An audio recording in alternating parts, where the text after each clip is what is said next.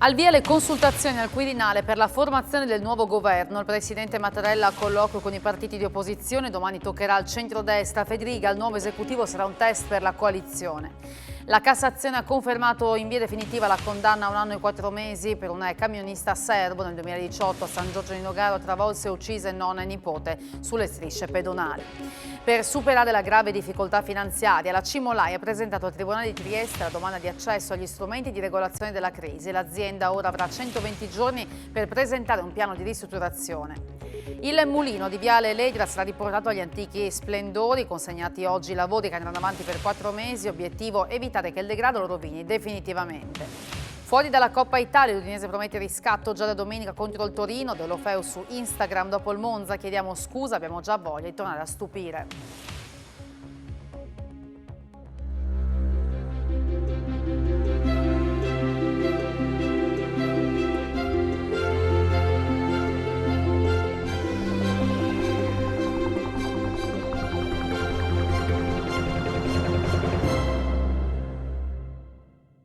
Buonasera da Telefriuli, bentrovati a questa edizione del nostro telegiornale. Prima il colloquio con i presidenti di Senato e Camera, poi il confronto con i gruppi parlamentari di opposizione. Così sono iniziate questa mattina le consultazioni del Presidente della Repubblica per la formazione del nuovo governo e domani salirà al colle compatta la formazione di centrodestra. Al via le consultazioni del Presidente della Repubblica Sergio Mattarella in vista della formazione del nuovo governo. Il primo ad essere ricevuto è stato il Presidente del Senato, Ignazio La Russa, che si è intrattenuto con il Capo dello Stato. Al termine, La Russa ha sottolineato in poche parole l'esito del dialogo. Vi ringrazio, non c'è motivo di aggiungere nulla, il colloquio è stato come sempre molto cordiale e devo dire sempre emozionante stare col Presidente. Grazie, buongiorno. Poi è stata la volta del neopresidente della Camera, Lorenzo Fontana, un colloquio di un quarto d'ora al termine del quale non ha rilasciato dichiarazioni. A mezzogiorno al via i colloqui con i gruppi parlamentari, quello per l'autonomia, poi il gruppo misto di Senato e Camera, quindi Verdi, Sinistra, preoccupati per un governo molto spostato a destra, poi Azione Italia Viva, che per bocca di Carlo Calenda ha fatto sapere che farà un'opposizione senza sconti ma costruttiva, con al centro la questione del caro energia. È stato quindi il turno del Movimento 5 Stelle. Infine, alle 19 al colle è salito il Partito Democratico, rappresentato anche dall'ex presidente del Friuli Venezia Giulia, Deborah Serracchiani. Domani mattina alle 10:30 la maggioranza di centrodestra salirà al colle unita in una delegazione formata da Fratelli d'Italia, Lega, Forza Italia e Moderati, della quale farà parte anche il friulano Luca Ciriani, capogruppo di Fratelli d'Italia al Senato. E alla formazione del nuovo governo guarda con interesse anche il presidente della regione Federica. Attendiamo che Mattarella affidi l'incarico a Meloni, dice, poi capiremo di più sulle tempistiche di formazione del nuovo esecutivo, ma anche sulla compattezza del centrodestra.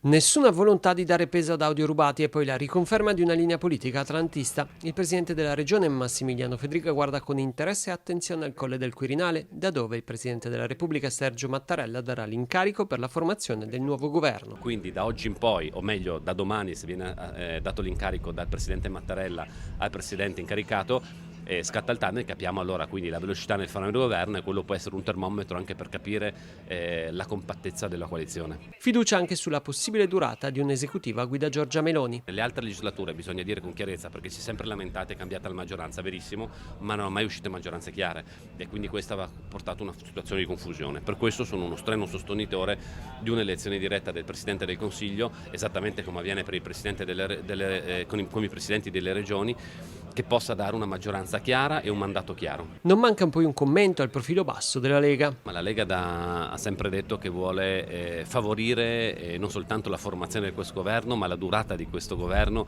che possa avere una prospettiva di 5 anni. Su quella linea ci stiamo muovendo e mi auguro ovviamente che possa essere una posizione consolidata all'interno di tutta la coalizione. Venendo alle questioni locali, Federica replica le accuse delle opposizioni sugli interventi attuati per il caro energia. Mi piacerebbe più avere un'opposizione in questa regione, che quando si fanno delle scelte consapevoli si possa condividere anche la strada e delle scelte utili. Purtroppo siamo nel paese della critica a prescindere e della lotta fra le parti a prescindere, dove se uno è opposizione deve per forza dire quello che fa la maggioranza va male. L'area di servizio presa di mira ieri sera da due rapinatori a San Giovanni al Natisone era stata presa in gestione soltanto 2 mesi fa. Le indagini dei carabinieri sono in corso ad agire malviventi travisati da passamontagna che hanno colpito al capo il titolare. Senza dubbio il gestore dell'area di servizio di San Giovanni al Natisone, situata sulla Palmarina, non dimenticherà quello che gli è accaduto ieri sera e molto probabilmente l'entusiasmo con il quale aveva aperto l'attività soltanto poche settimane fa è stato turbato. Motivo? Il fatto che 2 persone non si sono presentate per fare il pieno di benzina ma per impossessarsi dell'incasso con il volto travisato da casco. Non hanno usato le buone maniere ma anzi, dopo aver ordinato di consegnare l'incasso della giornata indossando dei guanti rinforzati, hanno colpito al capo il gestore. Non è chiaro se avessero tra le mani anche un corpo contundente. Ha riportato una lesione al capo. Nessuno avrebbe assistito alla scena, i banditi sarebbero fuggiti con un'auto parcheggiata poco lontana. L'area è videosorvegliata, sul posto poco dopo sono giunti i carabinieri e un'ambulanza del 118, il cui personale ha visitato il gestore. Oggi l'area di servizio è rimasta chiusa, un cartello ad annunciare lo spiacevole evento e i titolari dell'azienda vicina a commentare l'accaduto. Non abbiamo visto niente perché ieri sera abbiamo chiuso la ditta alle 6 e quindi poi siamo andati via e abbiamo preso la notizia questa mattina. Ecco, senta, questa è un'area di servizio che ha in gestione da poco questo signore? Credo siano circa 2 mesi che è attiva con questa persona. Apparentemente la zona è tranquilla, non si pensa mai possano accadere queste cose. Siamo rimasti tutti un po' scossi questa mattina. E a Martignaco colpo grosso dei ladri in un'abitazione. Ieri sera, dopo essere entrati da una porta finestra, i malviventi hanno rubato a un 80enne oro, denaro contante e un PC per valore di 20.000 euro. Sull'episodio indagano i carabinieri. A Codroipo invece un artigiano ha denunciato il furto di attrezzi da lavoro in un magazzino adiacente alla propria abitazione per un valore di 5.000 euro. Da questa sera più controlli nell'Isontino è quanto deciso oggi in prefettura Gorizia dopo la 50ina di furti commessi nelle ultime settimane. In prima linea carabinieri e polizia, all'appello del questore ai cittadini, segnalate persone e movimenti sospetti. Già da questa sera controlli rafforzati nell'Isontino per contrastare il fenomeno dei furti e quanto deciso questa mattina in prefettura Gorizia al termine della riunione straordinaria del Comitato per l'Ordine e la Sicurezza Pubblica. Al centro proprio l'analisi dell'escalation del fenomeno, soprattutto nelle abitazioni, che sta facendo preoccupare non poco i cittadini. Sono una 50ina i colpi messi a segno nelle ultime settimane tra Mossa, Gradisca di Sonzo, Mariano, Fogliano e Gorizia. Gli autori con molta probabilità non sono dei professionisti, anche se hanno dimostrato di essere alquanto scaltri. Arrivano dall'Est Europa e hanno puntato l'Isontino per compiere vere e proprie scorribande notturne. 2 le parole d'ordine condivise dal prefetto Raffaele Ricciardi dopo aver ascoltato questa mattina i comandanti provinciali di Carabinieri, Guardia di Finanza e il questore Paolo Gropuzzo. Attenzione, ma soprattutto prevenzione. Il fenomeno dei furti, come emerso, è attentamente monitorato, ma molto probabilmente non basta. Ecco perché a partire da questa notte sul territorio ci sarà una maggiore presenza delle forze dell'ordine attraverso servizi dinamici coordinati. L'obiettivo è quello di rendere la vita il più difficile possibile alla banda che ha preso di mira il territorio isontino. Il questore Gropuzzo, dal canto suo, ha chiesto ai cittadini di fare la loro parte attraverso la tempestiva segnalazione di persone o movimenti sospetti. Le forze dell'ordine sarebbero già in possesso di alcuni elementi utili alle indagini, ma al momento mantengono il più stretto riservo. 50 richiedenti asilo, per la maggior parte provenienti dal Pakistan, sono stati fermati nel tardo pomeriggio di oggi nei pressi del centro commerciale Arcobaleno di Basiliano. Sul posto sono giunte 5 pattuglie dei carabinieri del comando provinciale di Udine. I militari dovranno procedere al fotosegnalamento e all'intervista di ogni singolo migrante che, in base alle disponibilità, verrà poi assegnato ad uno dei punti di prima accoglienza presenti sul territorio del Passeur, ovvero di chi avrebbe facilitato l'ingresso illegale in Italia e scaricato i richiedenti asilo nei pressi del centro commerciale. Al momento nessuna traccia. Le telecamere di videosorveglianza presenti in alcuni punti della viabilità locale potrebbero però fornire elementi utili ai fini delle indagini. In pieno centro a Pordenone un cittadino algerino è stato fermato per un controllo e trovato in possesso di 4 etti di hashish. Giro di vite contro lo spaccio di sostanze stupefacenti. A Pordenone, in via Dante, la Guardia di Finanza ha arrestato un cittadino algerino di 50 anni, sequestrandogli 430 grammi di hashish, un bilancino di precisione e denaro contante. Nell'ambito degli ordinari servizi di controllo del territorio, le fiamme gialle di Pordenone hanno fermato nel centro cittadino del capoluogo la macchina condotta dal nordafricano. L'uomo da subito ha mostrato evidenti segni di nervosismo. Il successivo controllo, esteso anche al contenuto dell'autovettura, ha permesso ai militari di rinvenire all'interno di un borsone e di uno zaino di proprietà del conducente svariati involucri contenenti hashish. L'uomo, difeso dall'avvocato Alessandro Pugliatti, è stato arrestato ed è ora a disposizione dell'autorità giudiziaria. La Cassazione ha confermato in via definitiva la condanna a 1 anno e 4 mesi di reclusione a un camionista serbo che nel 2018 travolse e uccise nonna e nipote mentre attraversavano sulle strisce pedonali a San Giorgio di Nogaro.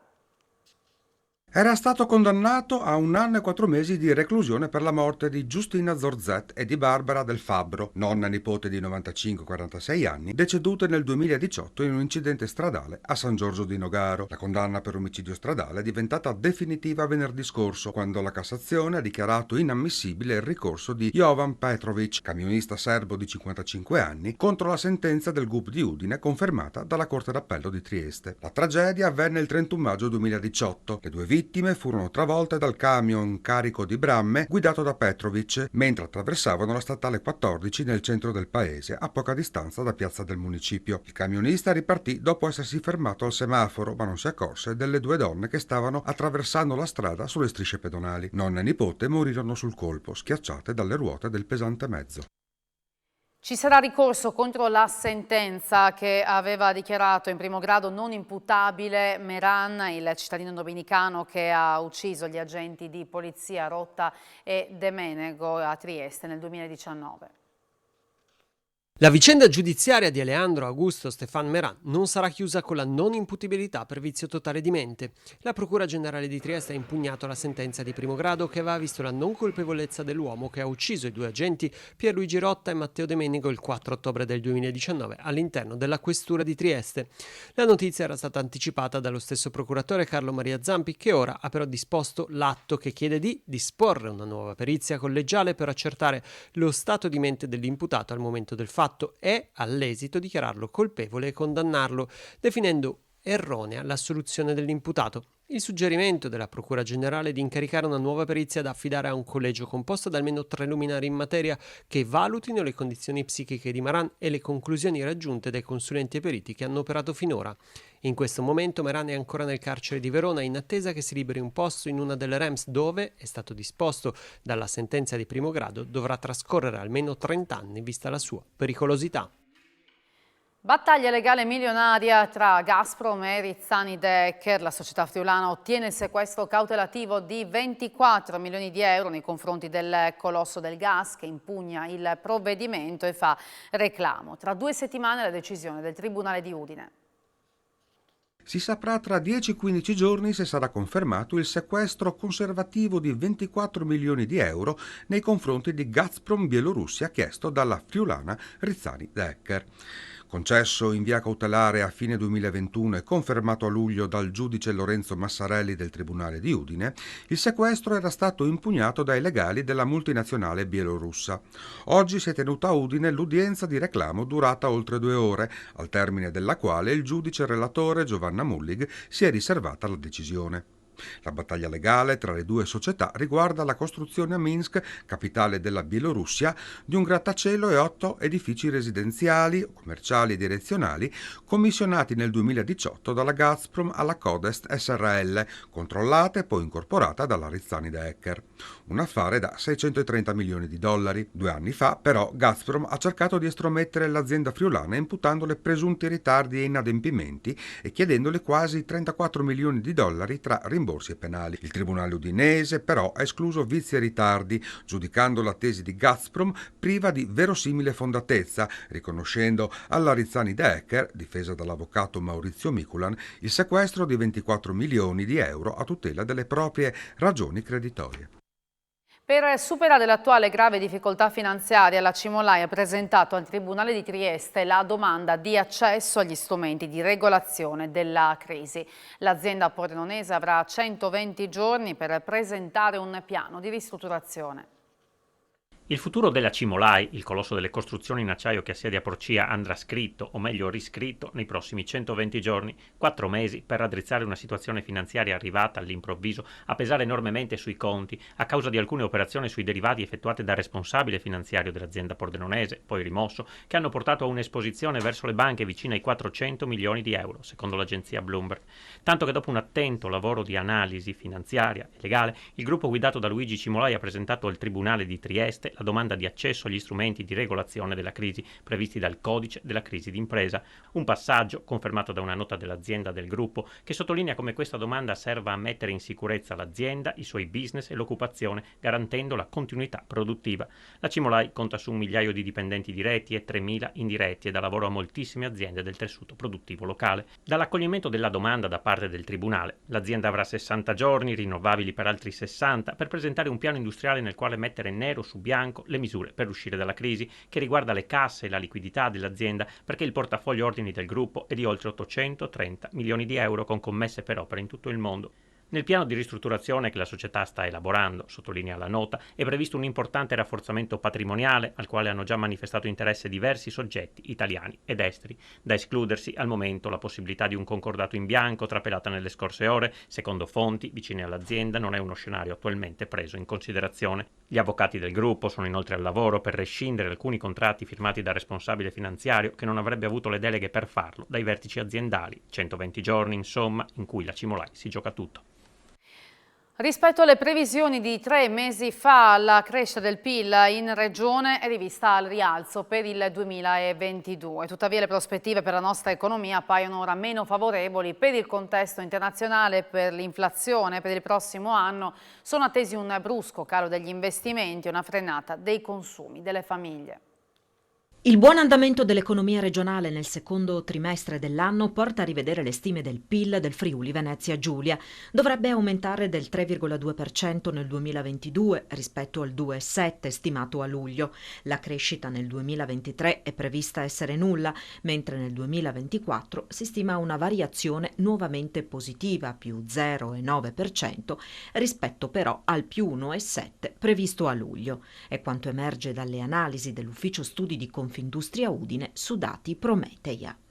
Se è vero che la nostra regione è tornata velocemente ai livelli prepandemici, ora le prospettive economiche appaiono meno favorevoli per la crisi energetica, l'inflazione e le tensioni geopolitiche internazionali.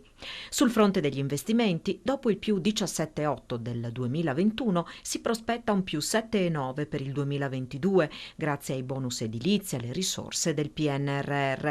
Attesa invece una frenata per il prossimo anno. I consumi delle famiglie nel 2022 mediamente mostreranno un andamento leggermente meno sostenuto rispetto al 2021, attestandosi al più 5,1%. Le esportazioni, cresciute del 10,5% nel 2022, dovrebbero rallentare bruscamente nel 2023, frenata ancor più accentuata per le importazioni, che potrebbero segnare una variazione negativa dopo il più 14,7% di quest'anno. Nel 2022 si recupereranno interamente le unità di lavoro perse con la pandemia. Il tasso di disoccupazione scenderà dal 5,8 del 2021 al 5 del 2022. Il tasso di occupazione si porterà al 70,3%. Il presidente reggente di Confindustria del Friuli Venezia Giulia, Gianpietro Benedetti, prevede 2 scenari possibili. Il primo, con la situazione in Ucraina immutata e la conseguente precarietà sul fronte della disponibilità di gas e volatilità dei prezzi dell'energia. Il secondo, con un price cap concordato in Europa di 80 euro, che potrebbe condurre nella seconda metà del 2024 ad un mercato stabile su questi valori. Per Benedetti c'è poi un tema Italia. Per l'enorme debito pubblico accumulato, un aumento dei tassi sarebbe poco sostenibile, soprattutto con l'aggiunta del costo per calibrare i prezzi dell'energia. Serve per questo un aiuto europeo. Per il presidente di Confindustria, consumi e disponibilità di spesa delle famiglie saranno in calo per un paio d'anni, mentre la sfida dell'industria è quella di mantenere competitività e valore aggiunto. Salgono a 280 milioni di euro le variazioni di bilancio previste dalla Giunta regionale. Oggi è stato approvato dall'esecutivo un pacchetto di provvedimenti, tra i quali anche il taglio della seconda rata IRAP. Sono in arrivo 64 milioni di euro che vanno a rafforzare le variazioni di bilancio che arriveranno tra una settimana nell'aula del Consiglio regionale. La voce principale riguarda lo slittamento del secondo acconto IRAP, potendo consentire alle nostre aziende di pagarlo in sede di saldo. Questa misura vale 56 milioni di euro, siamo convinti che sia una risposta importante non soltanto in termini di equità tributaria, ma anche per garantire liquidità in questo momento difficile alle nostre imprese.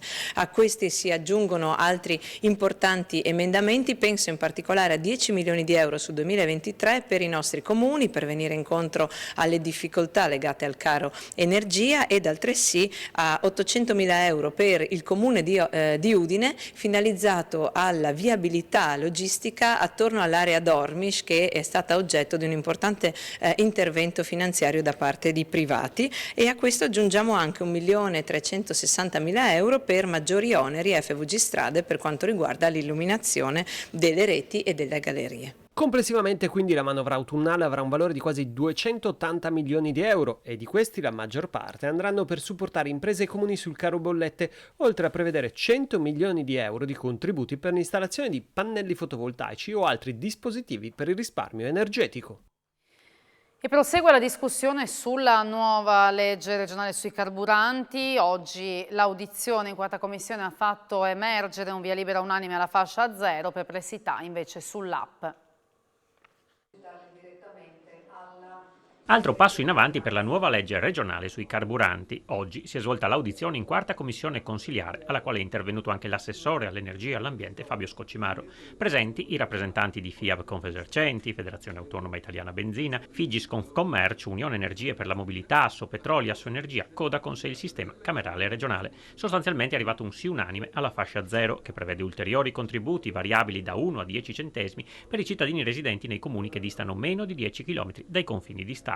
Apprezzati anche i punti della legge che concedono contributi ai consumatori che noleggiano auto a lungo termine e per le auto Euro 4. Il dibattito maggiore ha riguardato l'introduzione di un'app che andrà a sostituire la tessera magnetica per gli sconti. Le perplessità, rappresentate alla Commissione, riguardano uno strumento non alla portata di molti anziani. I gestori degli impianti hanno anche chiesto che lo strumento informatico di supporto, oggi il POS è dato in comodato gratuito da Insie, sia a spese zero. L'assessore Scocimaro ha ricordato che lo scopo della legge è quello di evitare il turismo del pieno, fare in modo che le tasse restino sul territorio e sostenere i gestori. Ha rassicurato poi sui 60 milioni di euro in bilancio dedicati alla norma, che non sono sottratti ad altri settori, ma una posta di giro su quanto la regione introita dai carburanti. Infine il consigliere Nicola Conficoni ha chiesto misure di sostegno per i veicoli a metano, oggi esclusi e costretti a fronteggiare cospicui aumenti del carburante. Su questo la regione si è riservata di valutare la situazione. A breve la legge dovrebbe approdare in Consiglio regionale e potrebbe essere approvata entro fine anno. Nell'ambito della stessa commissione è arrivato il parere favorevole anche sul regolamento plastic free. Le Camere di Commercio della Regione chiedono interventi per tutelare le imprese, 10 priorità infrastrutturali riassunte in un libro bianco presentato oggi. 10 priorità, tra le quali spiccano le reti ferroviarie con una implementazione della Trieste-Monfalcone e poi fino a Venezia, sia per le merci ma anche per le persone, poi una innovazione tecnologica della linea Udine-Ronchi. Non mancano i collegamenti stradali con la Pedemontana Friulana, ovvero la Cimpello-Sequas-Gemona, una valorizzazione del retroporto di Porto Nogaro. Sono alcuni degli interventi urgenti contenuti nel libro bianco delle Camere di Commercio del Friuli Venezia Giulia per le infrastrutture, nel quale si chiede anche di realizzare una condotta di collegamento tra scarico della centrale A2A e il sistema Ledra-Tagliamento. Ci deve essere maggiore interconnessione, maggiore collegamento appunto tra queste infrastrutture e soprattutto bisogna appunto pensare già al futuro e quindi in vista magari dell'istituenda zona logistica semplificata, che rappresenterà sicuramente un'opportunità per il territorio per attrarre appunto diverse imprese. Si chiede poi un intervento della politica. Nuove risorse, gestire bene i piani del PNRR in termini di infrastrutture di trasporto, logistiche, portuali, darci questa priorità di velocizzazione delle pratiche, poter realizzare in tempi utili, che siano ancora utili poi i progetti senza che poi diventano vecchi aspettando le carte. Il libro bianco arriva in un periodo storico con dati positivi che verranno però vanificati da criticità importanti. quello della crisi energetica, con aumenti che sono schizzati sia per le imprese che per le famiglie. Siamo consapevoli che la soluzione non sta in capo alla Regione, non sta in capo al nostro Paese, ma è una soluzione che deve trovare un quadro a livello europeo. Noi ci auguriamo, ci sono dei piccoli segnali che qualcosa si sblocchi. Tecnologia e idee ci stanno garantendo il futuro, lo ha detto il presidente del gruppo Danieli, Gianpietro Benedetti, che oggi ha presentato in streaming con i dirigenti del colosso friulano dell'acciaio i risultati del bilancio approvato a fine settembre. L'acciaio green spinge i conti della Danieli di Butrio, che segna un utile netto record di 218,7 milioni di euro, in aumento del 173% rispetto agli 80,2 dell'esercizio precedente.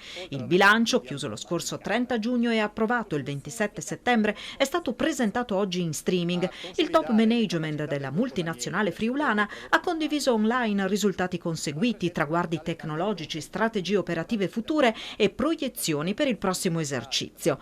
I conti del colosso friulano dell'acciaio segnano un balzo dei ricavi operativi del 31%, in crescita del 44% il margine operativo lordo e del 20% la posizione finanziaria. Cresce del 10% il patrimonio netto totale, aumentano di 427 unità i dipendenti. A sostenere i conti della Danieli anche 85,7 milioni di euro risultati dalla gestione finanziaria. La vera spinta al colosso friulano è arrivata dall'innovazione e dallo sviluppo di tecnologie green in ABS, per la quale si rafforza il piano di investimenti. Sappiamo che solo investendo è possibile migliorare i processi ed essere competitivi. Abbiamo un piano di investimento da 750 milioni, 500 per il sito di Cargnacco e 250 milioni per quello di Sisak in Croazia. Le conclusioni sono state tratte dal presidente del gruppo Gianpietro Benedetti.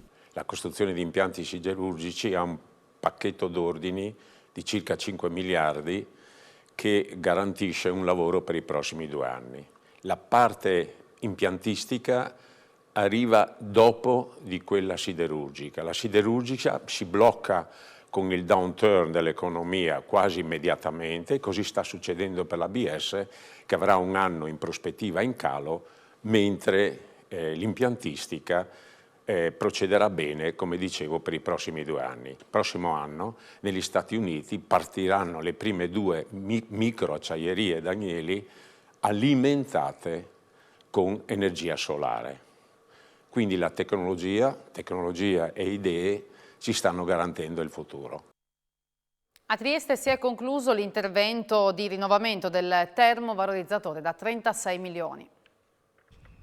Un investimento da 36 milioni per 2 anni di lavori svolti mentre l'impianto era in funzione. Il gruppo Era Ambiente ha voluto inaugurare i lavori sul termovalorizzatore di Trieste. Abbiamo fatto un lavoro importante perché abbiamo di fatto sostituito la sezione di combustione della linea 2, abbiamo riadeguato il sistema di trattamento fumi ed abbiamo riadeguato anche il ciclo termico e conseguentemente la turbina. Cioè di fatto abbiamo fatto un investimento finalizzato ad incrementare la produzione e la valorizzazione dell'energia elettrica prodotta dai rifiuti. Che consentirà di fornire energia a 15.000 persone in più. Ovviamente l'impianto emette l'energia sulla rete e poi viene acquistata dai cittadini. A trarre vantaggio dai termovalorizzatori e anche l'ambiente. Non hanno un impatto significativo sul territorio, le emissioni sono inferiori ad oltre l'80% dei limiti di legge e non si riesce a valutare se l'impianto è acceso o spento.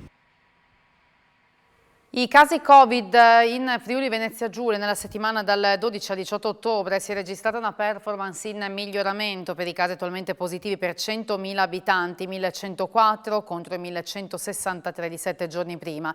Diminuzione del 6,1% dei nuovi casi rispetto alla settimana precedente, sopra media nazionale invece i posti letto in area medica e in terapia intensiva. A rilevarlo il monitoraggio settimanale di Fondazione Gimbe, oggi 1.173 nuove positività, 4 le vittime con Covid. Non avere fretta di dotare i bambini di smartphone e controllare l'uso dei mezzi tecnologici in casa sono alcuni dei suggerimenti emersi nel corso di un convegno organizzato oggi a Udine dal MEC. L'uso non regolato della tecnologia digitale comporta diversi rischi e influisce anche nello sviluppo cognitivo dei bambini. Al tempo stesso il sistema offre importanti opportunità che bisogna saper cogliere. L'importante è che educatori e genitori siano in grado di far gestire questi strumenti in maniera corretta. È quanto si prefigge l'associazione MEC, che ha organizzato a Udine il convegno su benessere digitale a scuola, richiamando 3 tra i massimi esperti nazionali, Alberto Pellai, Marco Gui e Giovanni Grandi, per condividere dati, riflessioni e strategie. Gli interventi hanno messo in luce diversi aspetti legati all'uso non corretto delle tecnologie. Io ai genitori consiglio tanto, per esempio, di tenere un computer in un luogo centrale della casa connesso e di proporre ai propri figli, quando hanno bisogno di navigare e di usare le tecnologie, di ricorrere a quel genere di tecnologie, mentre invece il possesso di uno smartphone consiglio di ritardarne l'accesso nella vita di un bambino e di una bambina. In Italia in questo momento più di metà dei bambini prima della fine della scuola primaria possiede uno smartphone di uso personale, e quello che ci dicono le ricerche è che avere in mano uno smartphone ad uso personale cambia davvero in alcune aree della propria vita poi le traiettorie di crescita. Il mulino di Viale Volontaria Udine sarà riportato agli antichi splendori, consegnati oggi i lavori. Partirà a giorni l'intervento di recupero del mulino Coiutti di Viale Volontari della Libertà. Oggi il Comune di Udine ha consegnato i lavori, che si protrarranno per almeno 4 mesi. Il manufatto, realizzato nel XIX secolo, è costituito da parti in legno, pale metalliche e meccanismi. È l'unico esempio urbano del genere ed è vincolato dalla soprintendenza. Il suo recupero è un modo per conservare la memoria della città e risolvere i problemi attualmente legati al degrado e alla sicurezza. Molta gente del posto, diciamo il quartiere, gli abitanti eccetera, è da tanti anni che chiedono di metterlo a posto, perché qui siamo in mezzo al corso d'acqua e a una pista ciclabile e a un viale importante come Viale Volontari della Libertà. Cosa andiamo a fare qui? Andiamo a togliere tutte e 2 le grandi pale, pala e sottopala, praticamente si rifà completamente il montante che le tiene in piedi, perché una parte è in legno, una parte è in ferro, ma Ecco, e si vede che sta cedendo in diversi punti. E vengono riportate in laboratorio e poi riportate qui. Praticamente oltre a quello andremo anche a sistemare tutta la parte muraria, che è l'originale, e poi metteremo 3 impianti luce che illumineranno l'intero mulino. Andiamo in Carnia, acqua nuovamente potabile nelle frazioni di Imponzo e Cadunea. I parametri del campione d'acqua prelevato dalla fontana pubblica di Imponzo lunedì 17 ottobre sono risultati conformi rispetto a quanto stabilito dalla normativa, e quindi il sindaco di Tolmezzo Roberto Vicentini ha revocato la precedente ordinanza che invitava alla bollitura. Tra poco l'appuntamento con Sport FVG per parlare di Udinese, ma anche di motori e di corsa. Tra poco l'appuntamento appunto con lo sport. Grazie per aver seguito il nostro telegiornale, buona serata, arrivederci.